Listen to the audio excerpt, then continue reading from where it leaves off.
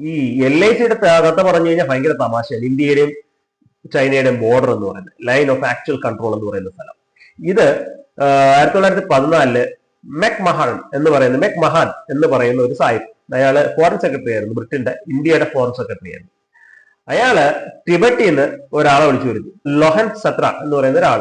പേര് മാത്രമേ അറിയുള്ളൂ. ഇയാൾ ആരാണ്, ടിബറ്റുമായിട്ട് എന്ത് ബന്ധമാണെന്നൊന്നും അറിയില്ല. ടിബറ്റിലെ ഏതോ ഒരു ലീഡർ എന്നാണ് പറയുന്നത്. പക്ഷെ ടിബറ്റ് അന്നും ഭരിച്ചിരുന്നത് ദലൈലാമയൊക്കെ ആയിരുന്നു. പക്ഷെ ദലൈലാമയൊന്നുമല്ല, അതൊന്നും ഇല്ലാത്ത ടിബറ്റിൽ നിന്ന് സാധാരണക്കാരനെ കൊണ്ട് വിളിച്ചു വരുത്തി ഷിംലയിൽ.